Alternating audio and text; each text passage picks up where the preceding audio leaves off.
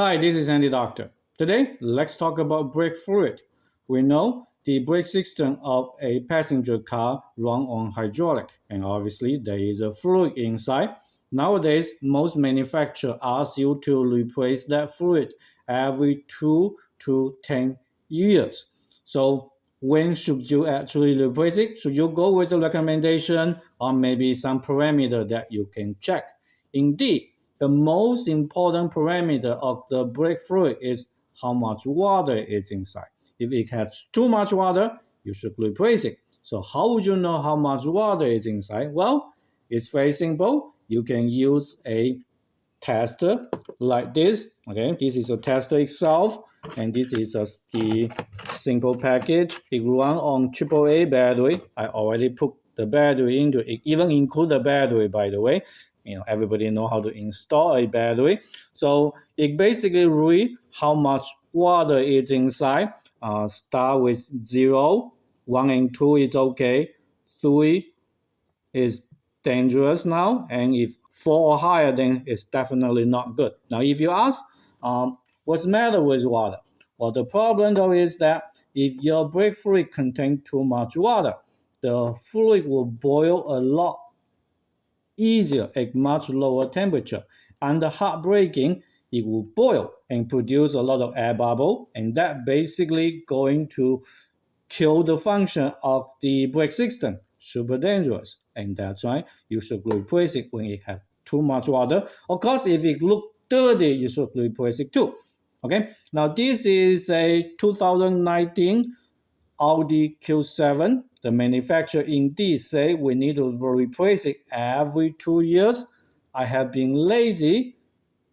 It's almost 5 years and I haven't done that. So today I am going to look to see how bad it is. I want to emphasize the purpose of this video is not to ask you to skip the manufacturer recommendation.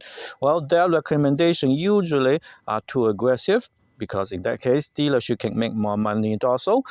But the point here though is that if you want to skip the recommendation, you should test it before you actually do that. And when you do that, in many cases, you realize, yes, you can save money and save the environment by doing it in a few years later. So here is the opening for the brake fluid reservoir. And of course, we are going to open the cap of the reservoir. Okay, I'm going to put the lid somewhere, and then the tester, it's like a pen, pull it out, you see the 2 electrode.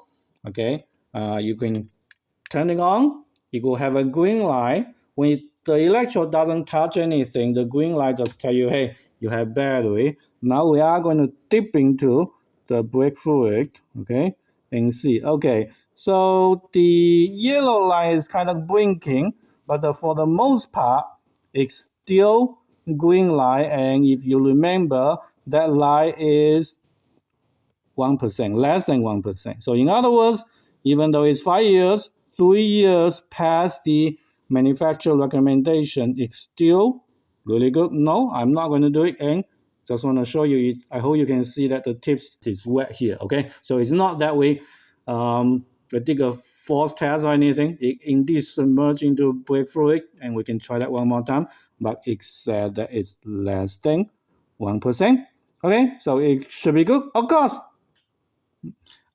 these tests rely on the effectiveness of this tester. So in a separate video, I am going to do a test to see how good the tester actually is. And I will put a link in the description for you for that video. So only if that one is good, right? This is good. So check out that video if you want. But other than that, I hope this video is helpful for you. If you want to buy the same tester, it's actually only a few dollars from Amazon. I give you a link in the description for you to Amazon for you to buy the same one. So thank you very much for watching. That means I'm going to keep this brake fluid, and the fluid look clean, by the way. I will show you a picture. So save money and save the environment. I'm not going to replace it today at the very least. Bye-bye.